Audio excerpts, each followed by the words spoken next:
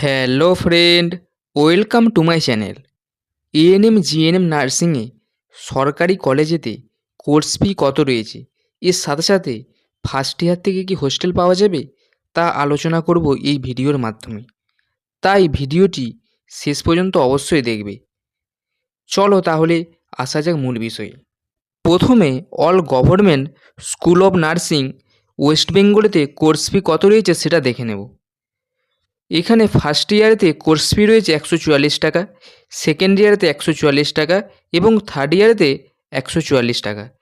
Total 3 বছরে course fee রয়েছে 432 টাকা। এইখানে বলা আছে hostel facilities of all students are not available at this moment.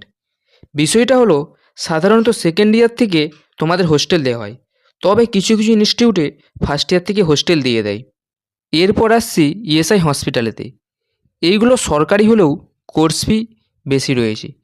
NTS ESI hospital শিয়ালদাতে ফার্স্ট ইয়ারেতে কোর্স ফি রয়েছে 8,000 টাকা, সেকেন্ড ইয়ারেতে 6,000 টাকা এবং থার্ড ইয়ারেতে 6,000 টাকা। টোটাল 3 বছরের কোর্স ফি রয়েছে 20,000 টাকা।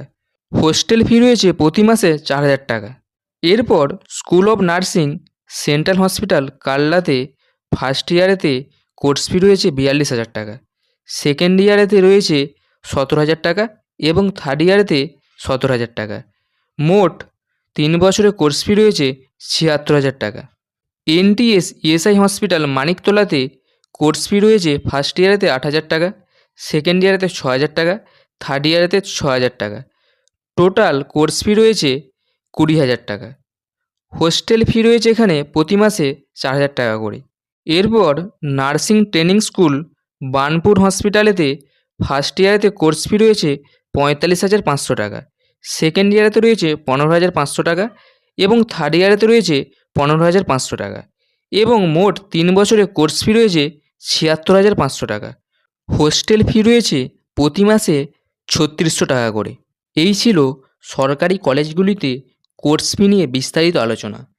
এর পরবর্তী ভিডিওতে প্রাইভেট কলেজগুলিতে কত কোর্স ফি রয়েছে তা আলোচনা করব।